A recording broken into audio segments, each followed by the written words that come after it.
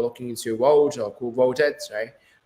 They can get better context. Like what we are here for with the AIP proposal.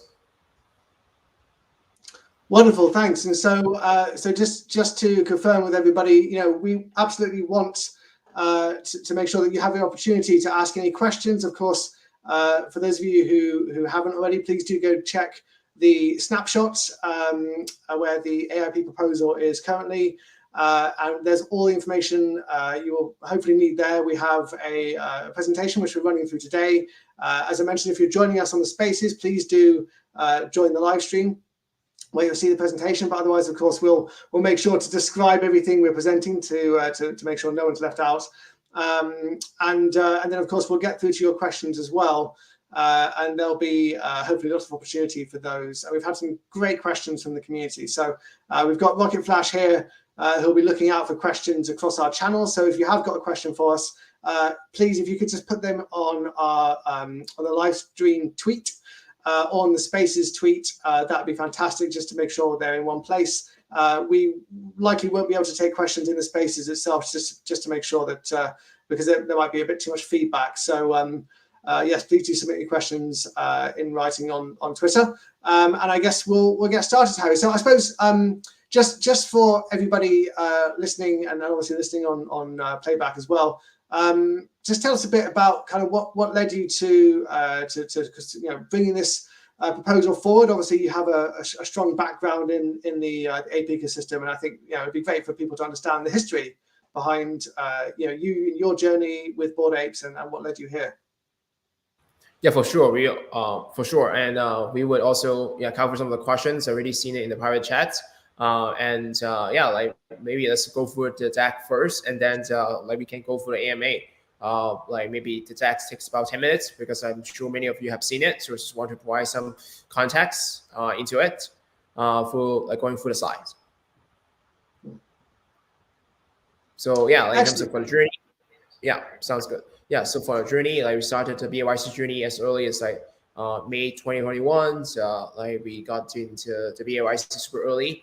And we get to hang out with many members in the clubhouse, participate in many of the games offered by Yuga Labs, co-created, like Sun Wukong together with Ape Universe and AWSB.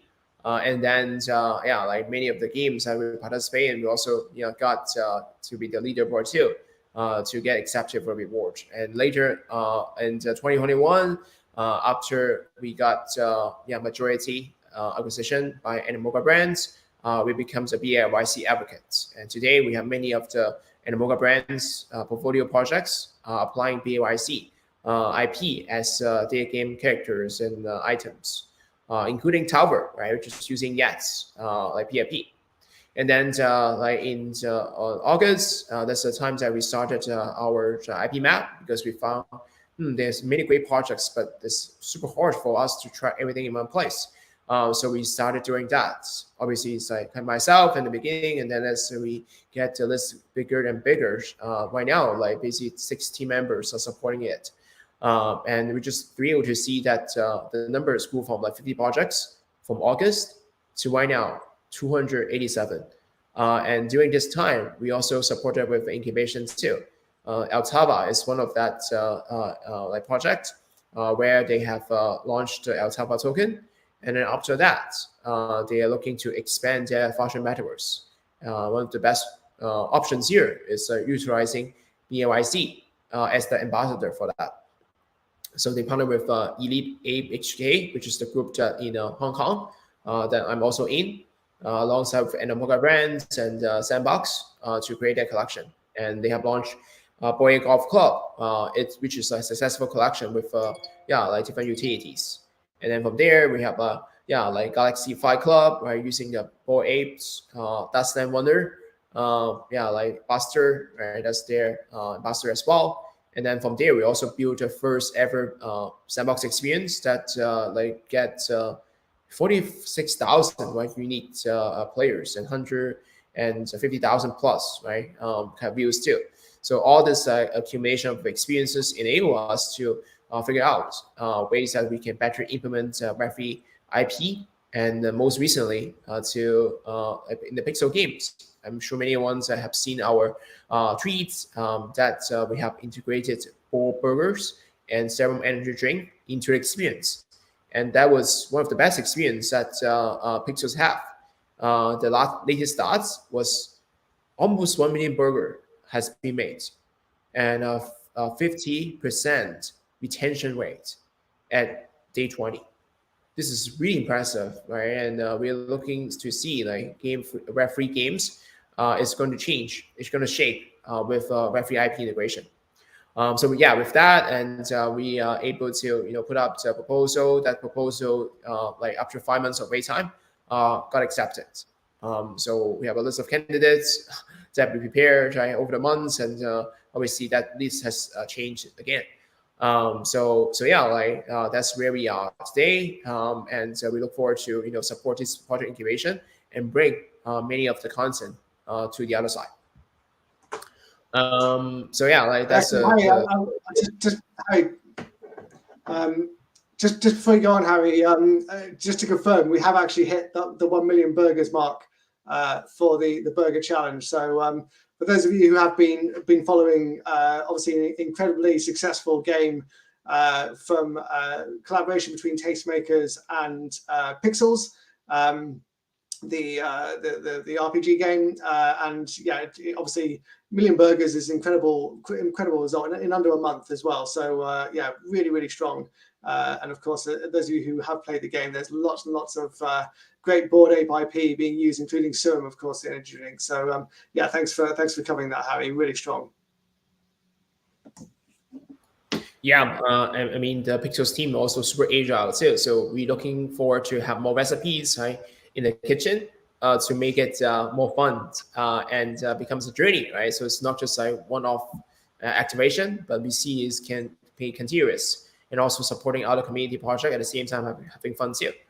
So I think yeah, referee game should be fun and should be cultural, right? As Yet has said, the future of a referee and crypto is culture. Yeah, NFT is sort of culture and wonderful experiences. So we do want to expand on that.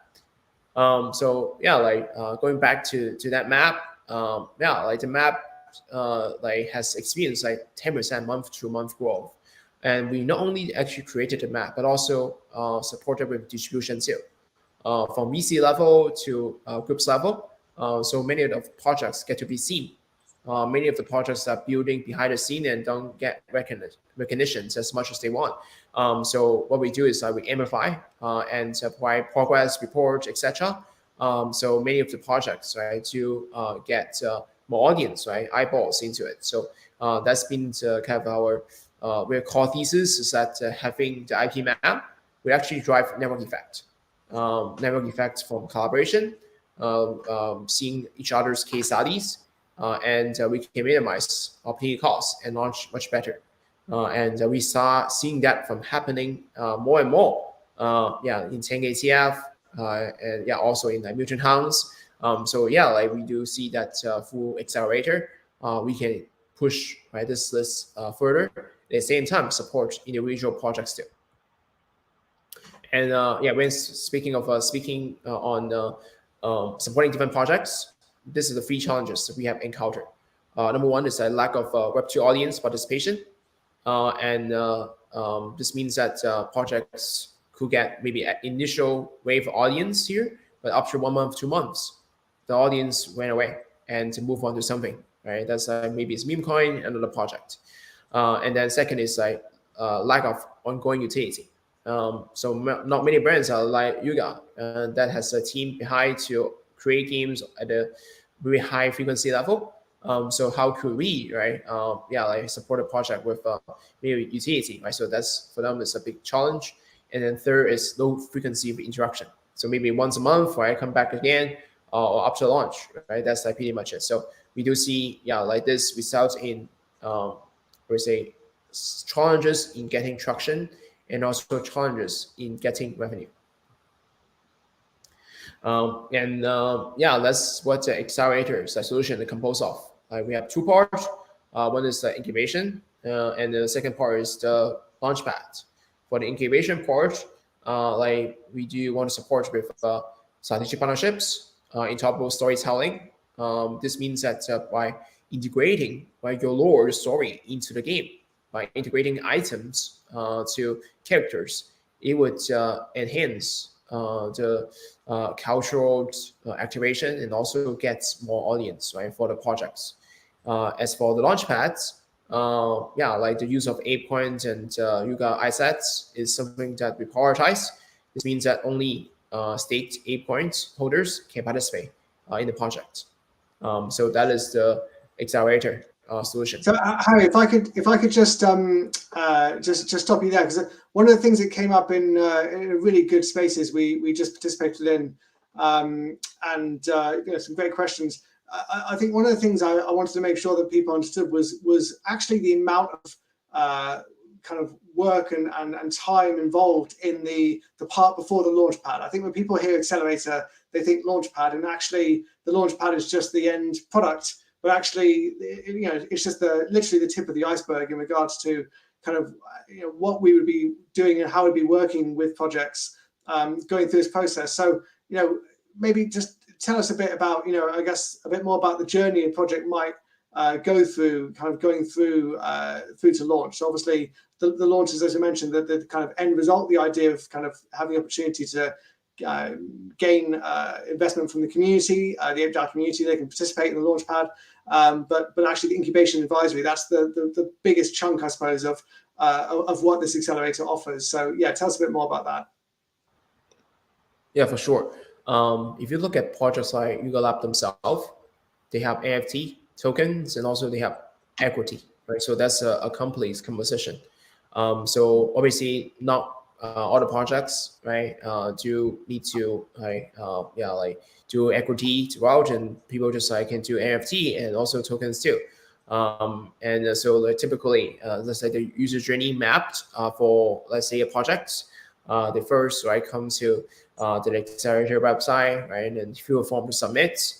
And during this process, right, we need to do a kind of gated check if this person, right, owns Ape coins or stake Ape, right. So we have shared in the last space that the amount of the fees need to be paid is varies, and we do want to, the first initial ones drop that barriers and just have the stake Ape, right, to be the qualifiers. And then, after that, we will provide project due diligence. We're viewing the projects in 5 different aspects: team, product market fit, all the way to establish, right, audience, like for the community. Then we determine whether or not it's a good fit, right, and to potentially, right, move to the next stage to support with either launch pads, right, or so it takes small time, right, to do the incubation process. So among the incubation, there are like 2 parts, right? Like if we see, right, the project is like not even fitted, right, because again, there's hundreds of projects here, right, in the ecosystem, including animal costs, right? So this is not only like limited amounts of stuff here, right? And so like we would handpick the ones that we see as a natural fit to provide with dedicated incubation. And for ones that do not get accepted, still like in, say, seasonal basis, we still provide feedback and also materials, workshops, right, to support with their journey too. And then after able to select the projects that has meets all the requirements, and that's where like we would provide capital support, right, from potentially VC, like to like launchpad perspective, like to selling the tokens.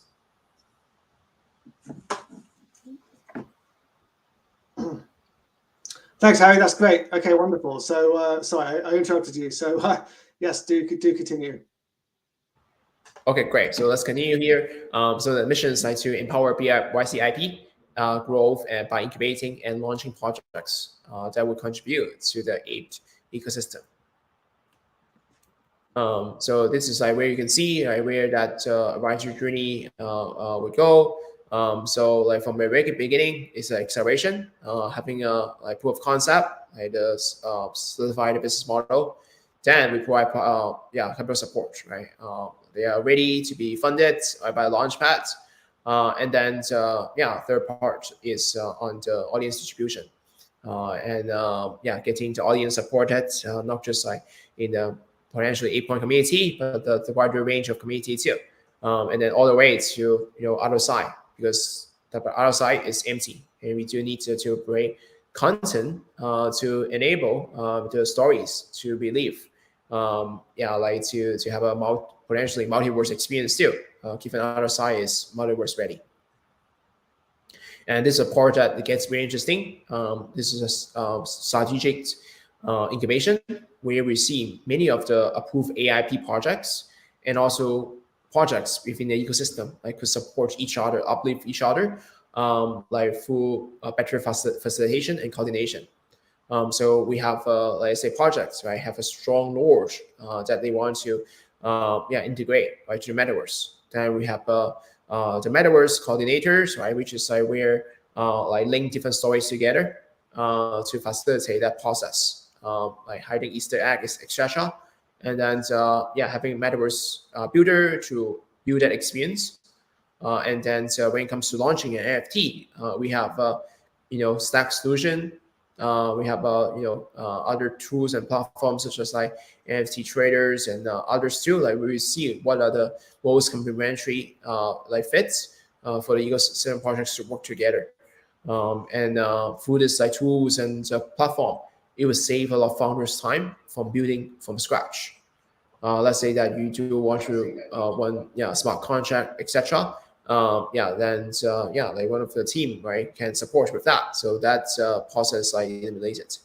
Then finally, just if I could just pause there, because I think it's a really interesting point. Is obviously we through this proposal, this is something that Harry and a number of his team have been doing very successfully for years, and I think that's something that perhaps isn't perhaps as clear in the proposal is obviously the amount of expertise, the amount of experience, the amount of connections available to founders who go through this process. We have, I mean, essentially, you name any major project in this space, and the chances are we either are already working with them or are certainly very, very close to them. So it does provide a lot of opportunities, I think, for those projects. And of course, Harry and Forge, our involvement in the AIP ecosystem and obviously projects connected to the AIP ecosystem as well ensures that those founders have got access to that incredible network. So that's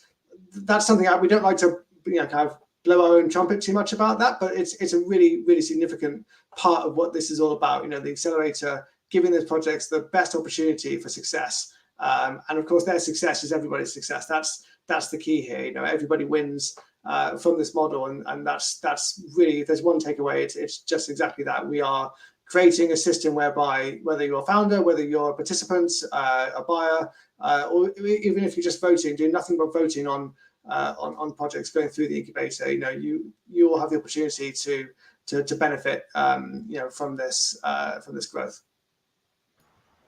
Yeah, we typically see that the more participation that it gets, like from different walks of life, right? From casual gamers, hardcore gamers, like hardcore collectors, flippers, investors, to like just like casual fans. The more that we have in the ecosystem, the better. So throughout this journey, and actually we do get to do cross audience collaboration to find that fits.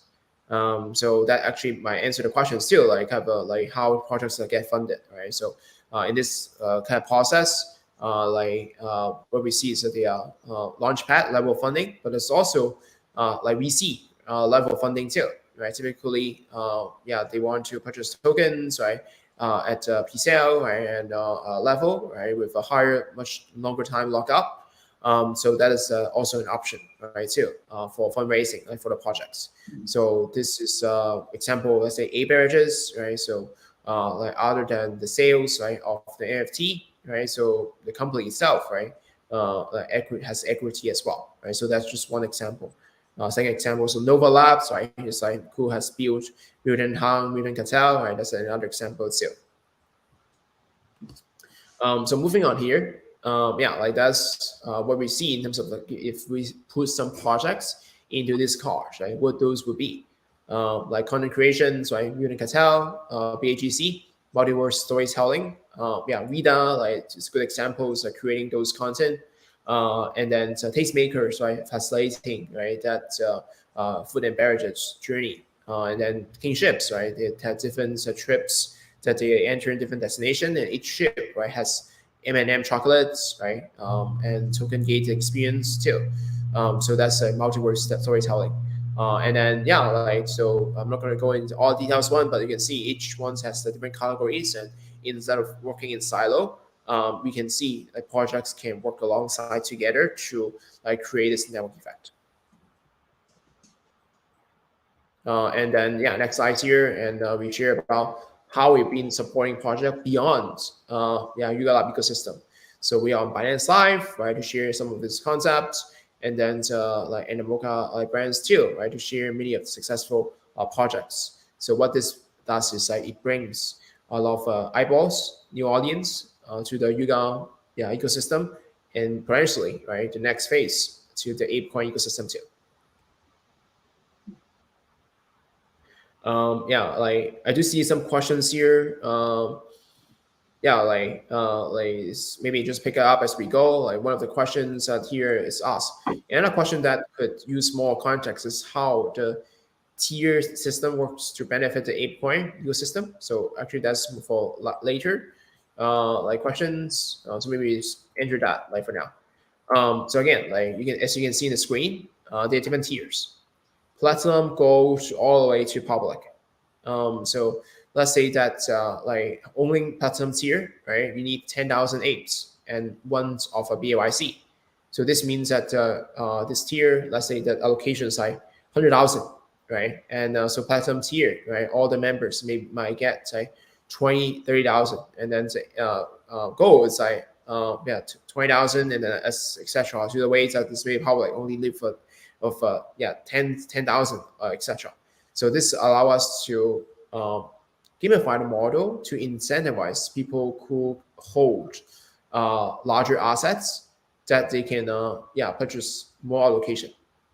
So that's basically a tier system that benefits the ApeCoin, because the apes, as you can see in the top, right, is like 10,000, right, and the bottom is like any apes. Only if you want to get allocations, right, and then then you would have to upgrade to a new tier, and that means that the more allocation means that potentially you can do much better too.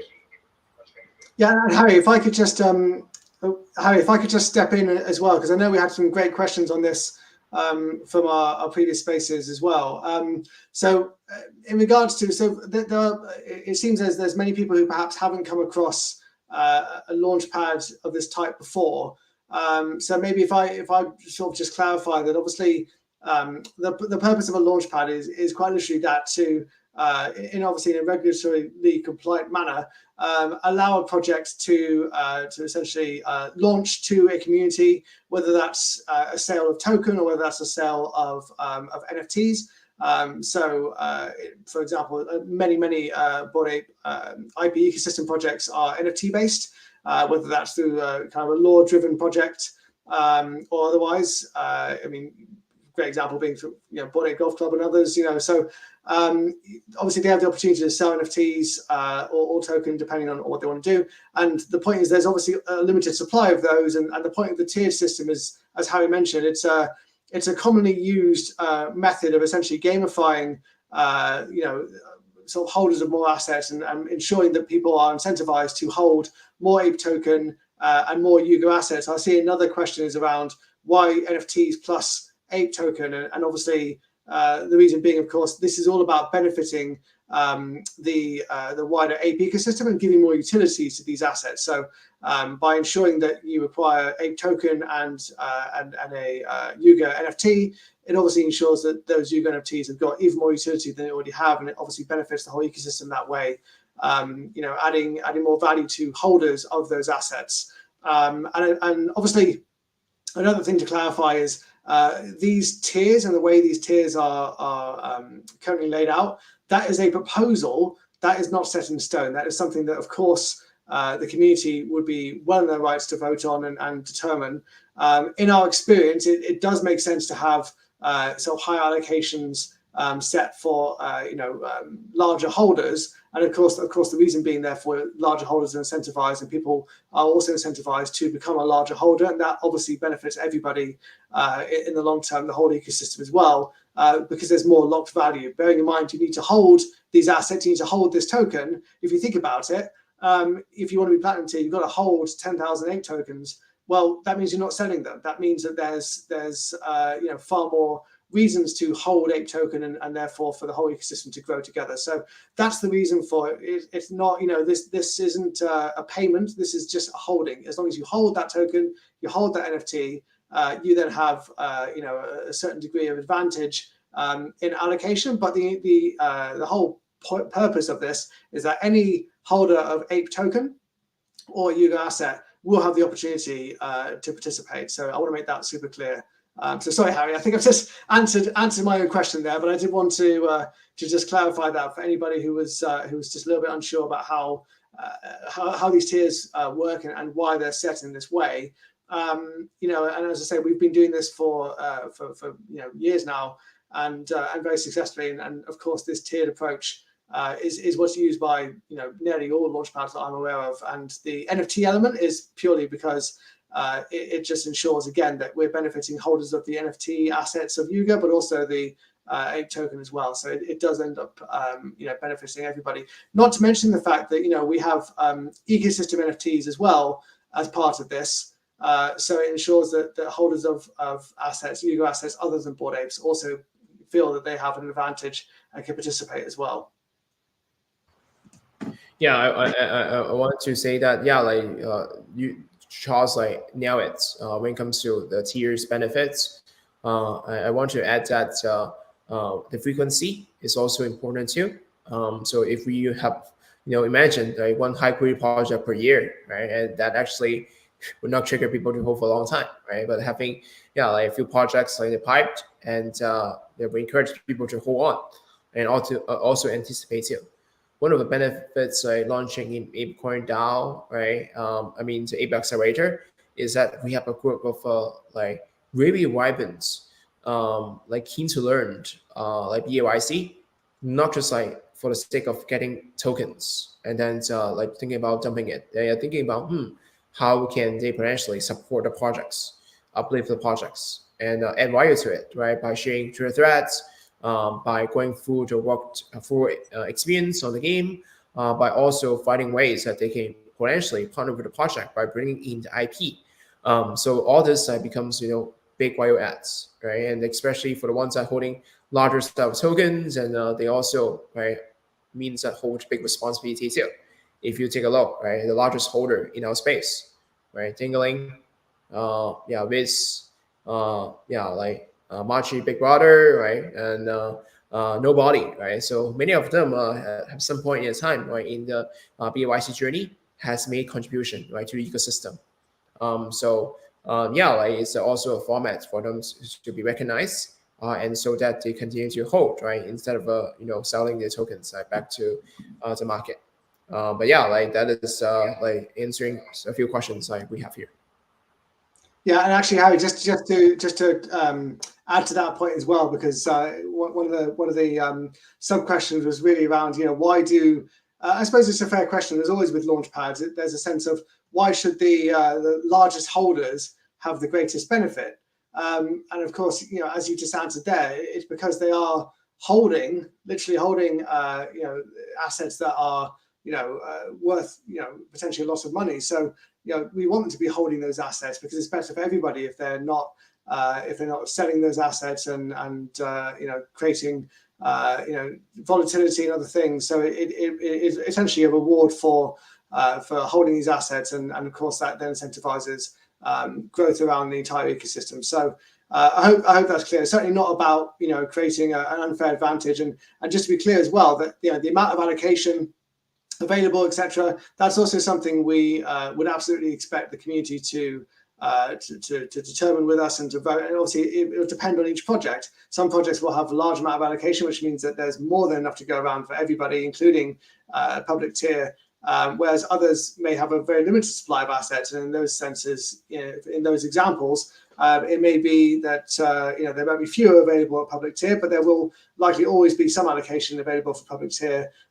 You just have to be fast, and of course we want that demand. We want there to be an incentive to rise up the tier ranking, because as I mentioned, that is ultimately more beneficial to the ecosystem. And anybody, if you take the opportunity to look into other launchpad ecosystems, you'll see that ultimately that does benefit the growth of the entire ecosystem, because of the importance of holding and being seen to be supportive of the assets in that ecosystem. So hopefully that's clear. Please do, if that isn't clear, please do ask. Yeah, I want to add one more thing, is that right now holding apes gives you yield, right? And by 2 years, that holding benefits is gone, right? So Yuga actually wants people to hold on those apes, right? To get benefits, right? If more apes, right? But once that perk is gone, right? What sustainable factors, right, would make apes viable, right? Other side, right, currency, right, is like in ape, like powered by ApeCoin is one of them. But like we do want to drive more scenarios, and this is one of the scenarios out there. And then we also want to drive more like gamers, participants, right, to the Yuga system, and by encouraging projects using this model to leveraging the referee IP, right, within Yuga system. They also bringing in user, right, to us too. So the demand for all the assets would increase. You can imagine, like, they cannot purchase all apes, but maybe they could afford, right, to purchase RD expanded, and that's like players themselves, right, and we slowly, right, get to know BAYC, right, is the core asset you own. So they go all slowly, just like we educate them, and it becomes like Yuga assets maxi. So that's the gradual process. We do see how it becomes complementary and value add, for gamers and also stakers and also newer projects too. So going back to previous slide that we didn't get to cover, it's some case studies, right? So for the last a year or so, like we just been working very closely with many of the Animoca portfolio projects to integrate them with a BAYC IP, and some of them will be launching very soon, right? Anyway, has been prepared for more than a year, right? So we do see they are coming out with news very soon, but how soon, right? Obviously, hopefully, right, end of this year, by the end of this year, other than Legend of Mao and others too. And then DIYs, right, too, right, from Live Beyond also has finished their beta and really used, right, the BAYC. So there are many examples here, right? The most notable ones obviously is like the sandbox integrated all like BAYC into the game, so that we can just use our PFP, and they would automatically have our trades there. And that's is in a Mocha, like have subs, right, for portfolio projects. And this is like Pixels, and as I mentioned, it's very successful. When it comes to having projects integrated into it, overall sentiment just increase. Today, Pixels is already got integrated with a DApp radar. So that way, you can see the ranking. They rank number 6 in overall gaming. So it's very impressive what Pixels has done in the space. And obviously that stats here is like outdated. Right now it's like 50%, day 20. But we see the community really comes together, not just to play the experience, but a shared experience. And then at the same time, educating many of the others to make burgers. So that is a very successful user-generated content campaigns that we're doing here that drive a lot of fun, right? And there's a lot of mysteries that we're looking to unlock, and also recipes too. So we look forward to see if we can continue this journey with more BAYC related brands to the ecosystem. And then next is the flywheel, where we do see having that types of games integration enable ApeCoin to experience flywheel effects. So like this means that more utility within these games, and also stake ApeCoins that would bring more users on board. And many of the users becomes token holders, and the token holders value also increase too. So that's where stake apes would enable, right, ape coins to grow. This is some of our case studies, and yeah, another question we want to address here is like, why us? Why not others? Why not other community members? They are like, as you see, we have like a few reasons for it. Number one is like track record of contribution. So we've been dedicated our time to contribute in the BAYC community for many months, and most of the time, as you can see, we volunteer to do shout outs, and without charging any fee, because we really believe that when we have this ecosystem synergy, the network effects and sustainability that can bring to Web3 is way beyond that's the cost of what we're going to charge. So yeah, so for many of the I say projects here, like we have been featuring for like many months, and we are being accelerating too. Like for our own projects, yeah, Altava Pixels, that's like two key examples we mentioned earlier. And third is infrastructure. So Launchpad is actually takes time, right, to be established, and we already have the Launchpad that's I've been using for the last 2 years.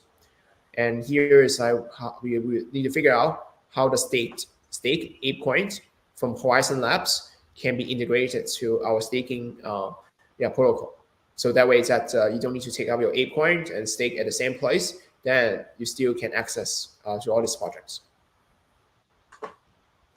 And then yeah, the rest of it just like we've been chatting with many founders one-on-one. We get to know what their next 3 to 6 months plans is and how we can support them with the launch plan. And the experience that we have done from the sandbox, we validate that storytelling experiences drives a lot of engagement. So we do want to continue the monkeying around journey in the sandbox season 4, so that many of the new audience get to play, and the experience will be slightly different too than this. And finally, is we are majority owned by Animoca Brands, and as you know, Animoca Brands is the parent company of the Sandbox. The investors of OpenSea Ventures, Axie Infinity, recently Open Campus, which is with a ticker EDU, got listed on Binance too, Binance Launchpad in particular. So we have the distribution VC network where we can support, right, the project beyond just the BAYC like supporters, MYC supporters. So yeah, that's like I'll just pause you there just to say, if anybody out there either on our spaces or any of our live streams, please, if you have any questions, of course we want to make sure we tackle those. So do submit those. As I mentioned, just send us a tweet, put a message on Discord, Telegram, anywhere you feel is best for you, and we'll do our best to answer those. So yes, we'll make sure we get to those before the end. So yeah, thank you. Sorry, Harry. Awesome. Yeah, again, appreciate the attendance here. And as always, you can like get the recording and then we watch it too. So yeah, next we have the Forj ecosystem, right? So like not only that we are deep rooted in the BAYC community, but we also have a like 400 portfolio like a company, right? Which is like Animoca Brands with IPs range from like Hello Kitties and like Power Rangers, right? So like all the way from Japan, which is like Ghost in the Shell, Fairy Tail. So there are many ways that we see projects can collaborate together with synergy. So this is a proof of projects that we can learn case studies from, and also identify potential areas of partnerships. If you want a music project, then music partnerships with potentially, right, some music metaverse and also music apps, right, related project would be good fits. If it's game related, then gaming audience, right, that would be a good fit with activation. So aside from that, like exchanges and partners are also essential too. Having this contact would enable many of the projects get to have an easier time when it comes to listing advice, tokenomics, and getting to like potential grants, like from Polygon, like from like Polkadot, like from others too. But we do see, yeah, if ApeCoin is going to be the core focus, then and most of the times I hear that yeah, like we do see projects that likely would be launching on yeah, ERC20 kind of network. And then yeah, like this is a proposal. You get to see it on the APE IP 209 in the 8-point form. And then this is a list of financial too. I will not go into detail, but like this is kind of a clear breakdown into how revenue, expenditure, like sales, and also like voters kind of commissions here as a kind of fees, broken it down. And what we want to see this is like at the end of 6 months, the accelerator launchpad can run on its own without relying on getting more funding, like from the 8-point out. So that way that we have consistent projects flowing in, and then that we'll be able to accelerate them just before. So that's kind of our long-term goal, like in terms of up to 6 months. Like we would have flagship projects that we would be very proud of, and those projects would anticipate it to do extremely well. And yeah, again, really appreciate the time today, like in terms of all the support. Right, without you, we would not be here today, because it takes not just our team, but it's a community effort to craft, iterate this proposal, and to get where we're here today. And it's a process. And still today, we have lots of questions in terms of needs clarification. So definitely, it's a journey that we're going through. We do see some questions like coming in. So yeah, maybe yeah, like Chas, you see if there's any.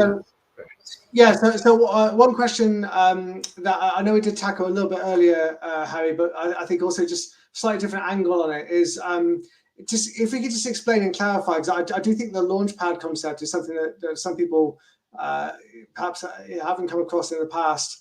And of course, as you mentioned, that's the sort of go-to-market, point of sale for for these projects. But can you explain in maybe a bit more detail about how these sort of ApeCoin DAO funds, how are these allowing us to support projects in the accelerator? How are funds raised? So effectively, these sales, obviously, these are in effect raises for these projects. So can you just explain that in a bit more detail? I think that's confusing people a little bit. So when we talk about a sale, so basically clarification between being incubated and obviously going through to a launch, and then obviously at that point doing a raise. Can you just explain that in a bit more detail? Yeah, typically when it comes to a project, there are two types of fundraising activity. One is equity fundraising, the other one is token. So sometimes combined together.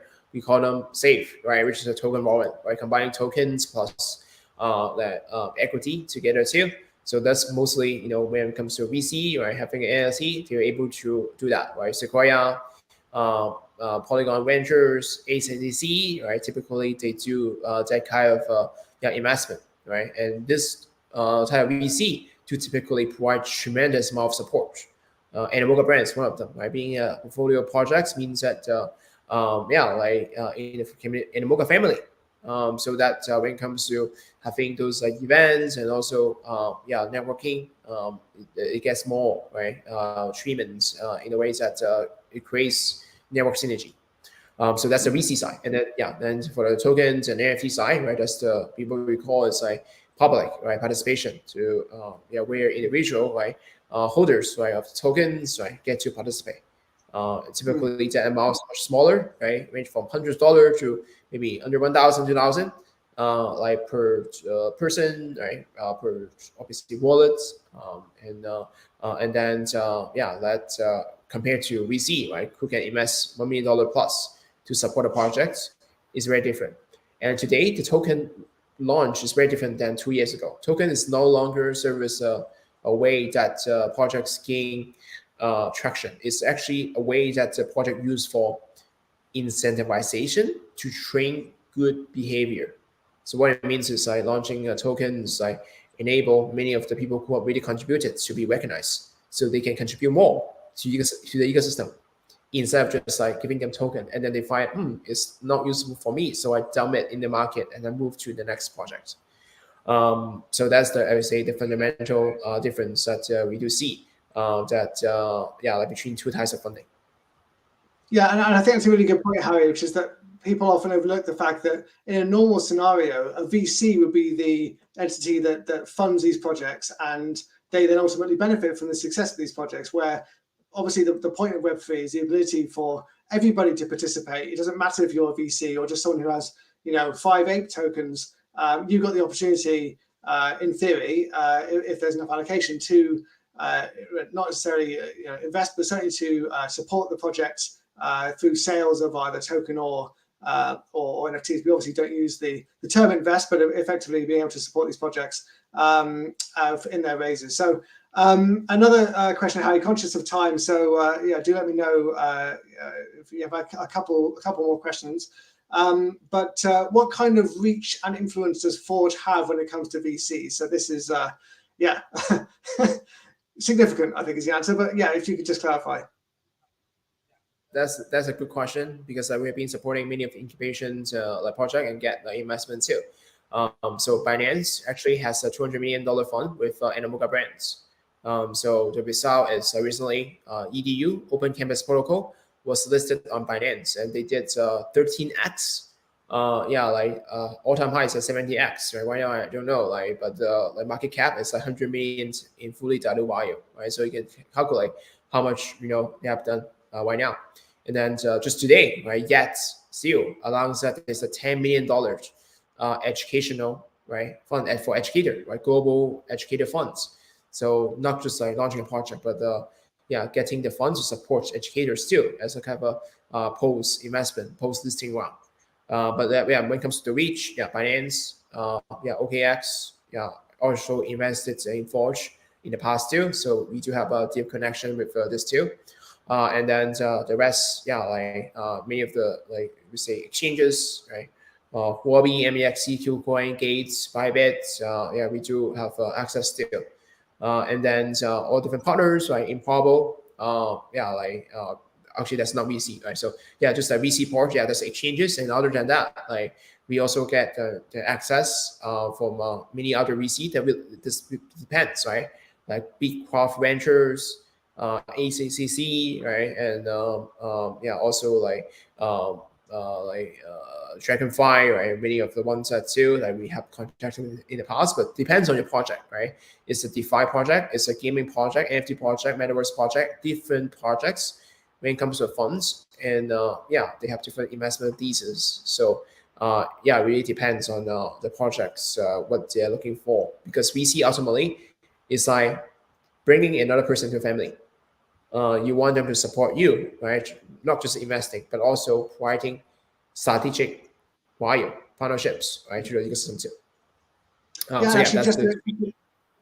Thank you, Harry. That's brilliant. And just to clarify as well, I think we are uniquely placed in that we have personal and very strong ties to the APE ecosystem, and of course Harry being a huge and prominent member of the community, and obviously Forge as well, being APE holders and very much invested in furthering the Bored Ape IP growth, both ourselves and obviously through and supporting others. Of course, we've got many examples of how we supported others in doing that.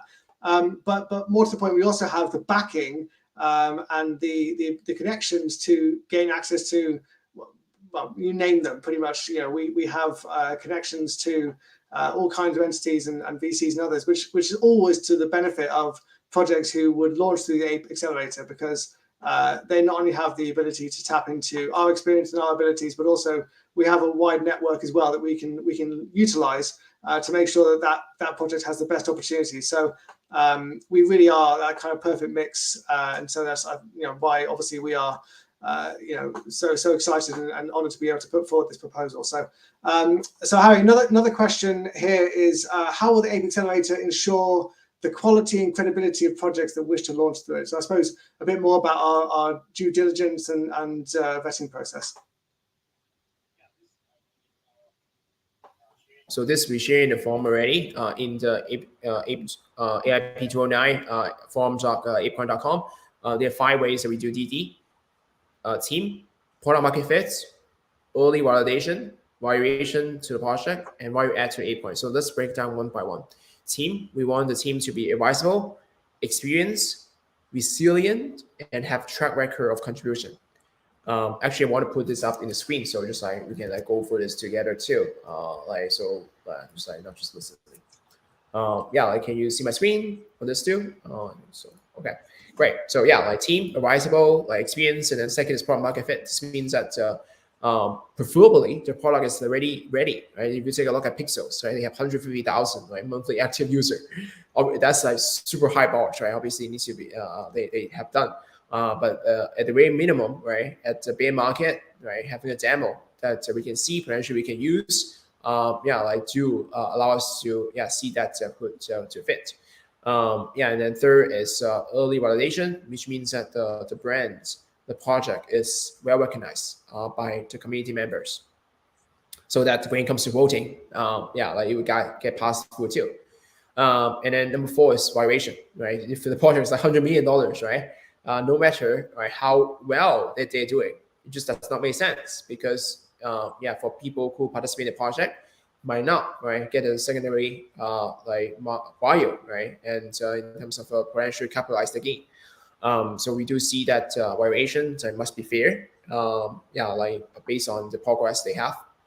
And then finally, it's value adds, right, to the ApeCoin, because this is AIP and dedicated to the ApeCoin ecosystem. We do want to have a strong synergy with ApeCoin and Yuga IP so that we can add value to the ecosystem.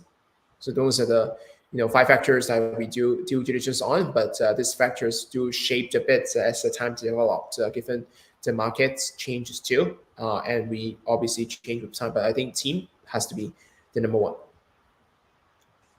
Wonderful. Yeah, so back to you, Chas, to see if there's any more questions. Yes, we have one more question, but obviously conscious of time as well, Harry. So let me know.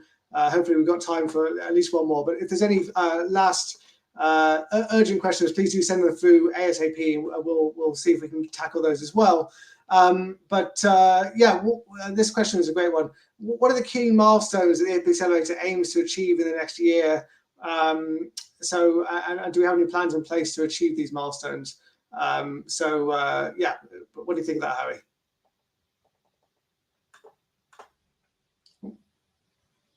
Good question. Yeah, I think there are 3 goals that we want to hit. Number 1 is have flagship projects. So among all the projects we accelerate and also do launchpad, at least we want one to be exceptionally well, right? That everyone will be super powerful, for all the participants in the startup space. If you take a look at Y Combinator, right, a lot of them do not survive too, right, after the funding. The space for new project is especially for games, right, to have a survival bias, right, when it comes to achieving success and growth, but many projects do not make it. So we do want to have at least one to be super successful, and we want all the holders, participants, right, who participate in this process, gain from it. And then number 2 is ecosystem collaboration. When we see this 287 projects, but everyone, most of them are working in silo, that's not what we want to see. And we have seen 10ATF working with Mutant Hounds. We have seen Mutant Cartel, Mutant Hounds working with Bar Primates, Jenkins Wale, and also Goblin Town too. And how can we potentially get the projects to work on more storytelling, lore, and on distribution network, right? And then marketplace and many of the others we mentioned earlier too. So having the coordinated collaboration in place that enable the projects to experience the network effect is something that we do want to achieve. That's the second point. And the third point is, I think, adding value to the ApeCoin utility. Because ultimately, for AIP, right, we do want to support the growth of the token, ensure that it has a higher utility and more use cases. So in this case here, we do want to see sustainable use cases from, let's say, one of the projects, right, that they did exceptionally well, right? So Ape coin is in their economy that always get to be used for purchasing items, etc. And then on our end, then we have like high quality projects that we put out, and then the staking would be much more, I would say, frequent, right? Instead of just like, oh, I stake one time, and then if there's no stake, it will just go away, right? So you can see Binance and OKX too, right? If they have Launchpad, right? And certainly the price of the BNB and OKX also goes up too because the demand increases. So yeah, ultimately, ApeCoin, we do want to see more utility and also see the growth of the user cases too. So those are the, I would say, 3 scenarios in terms of milestones that we do want to achieve next year. Yeah. Thanks, Harry. Wonderful. So I think that's probably we can call it a day there. So obviously, again, thank you so much to everybody who's either watching or listening. If you're on Spaces or if you're directly watching us on live stream, again, we wanted a format where you could attend regardless of where you were listening from and whether or not you had good enough internet to watch us live as well. Please do go and check out the proposal. AIP 209. We have a bit.ly/AIP-209 because obviously the actual link is very long and very complex. So that's bit.ly/AIP-209. And of course, you can see that all over our Twitter as well on Forge. If you go there, we've linked to it from our bio. Harry, any kind of closing thoughts on any of the questions you've had today, or anything about the proposal? Yeah, I mean, like again, we have so many different other questions, but feel free to shoot the questions in the comments here, right? We find our time to answer them, because I think all these questions, areas that like we can see we can grow, right? We've don't have clarity, right? You need support in that. Definitely, we're always here, right, to have those clarity, like clear those things out for you. And then I just want to take the time to appreciate all the people who have attended this. Yeah, Sanjay, the Holder Collective, Zero X Forj, Dustin, Beast, and like many of the audience below, right? Because of you guys, and we're able to make this space possible. And many of them that we actually know very well in the community. And again, supporting each other, uplifting each other. That's the true spirit of a Web3. And we want to do it more and more. And this accelerator is one step further to advance that. And we believe that it's a non-zero-sum game, like for Web3 IP. That there's no winner takes all model, but it's a winner share all. When we can collaborate together to add value to each other, that's kind of a net gains for all of us. So I just want to share it out there to show that we appreciate all of us here listening to the safe space. And also thanks to you, Charles, too, for hosting this kind of beautiful live streams together alongside of space. Just give a lot of context and visual aid for many of the viewers too. Yeah, no, of course. Thank you, Harry. And actually, I'd just like to just kind of add to that. This is a proposal that everyone here is so passionate about, because there are, as Harry said, Web3 gives people the opportunity and entities like us the opportunity to genuinely create something that everybody wins from. This is the perfect example of that, where whether you're a community member who wants to participate in sales of great new projects coming to life via the incubator, who want to benefit ultimately the Ape ecosystem, whether you're a new project who wants the opportunity to get experienced hands guiding them through the process of being a startup and gaining funding through the community. Ultimately, that you want community investment, perhaps more so than just going to one or two big VCs, because that community is obviously one that we're very passionate about, which is the Bored Ape community, Yuga ecosystem. But thirdly, it's also furthering our own cause in regards to Harry's commitment and our commitment to growing the Bored Ape ecosystem. What better way than to help projects to kind of further that cause and actually supporting them through their growth and launching them to the community. It really is just a fantastic opportunity to ensure that there's an engine, I suppose, a growth engine for the ecosystem. And if there's one key takeaway beyond the one I mentioned earlier, it's that this is ultimately a growth engine for the Bored Ape ecosystem and ecosystem projects, and really that's the ultimate goal of it. And I really can't think of any better way of phrasing it. So thank you, Harry, again. I appreciate you've had many sort of Q&A sessions today, but rightly so. This is a really important proposal. We do encourage everybody, please, to go and vote. Obviously, either way, we want you to go and have a look at what this is all about. There's a lot of detail. Any questions, please do contact either myself or Harry directly, but also if you just send a tweet to Forj, or of course any of our channels, if you just post a message to our community, we'll make sure to get back to you ASAP. And of course, voting closes at it's 1 p.m. UTC, 1 a.m. UTC on Thursday morning. And I believe 9 p.m. EST on Wednesday. So yes, overnight for us Europeans, but end of the day for you Americans. So please do make sure you get your voting in by Wednesday. And thank you very much for attending. Yeah, again, appreciate the time everyone today. Feel free to shoot me questions in DM too if you have burning questions. But we are here to answer questions to make sure that you're 100% clarity on the proposal. Yeah, go vote regardless of the results, because I think participation in the DAO is such a great opportunity, right, for us to exercise our right of voting. I really look forward to see how the results will go. And but overall, it's great to hang out with everyone here today. Really enjoy it. Great, thank you, Harry. Thank you, everybody, and we'll see you soon.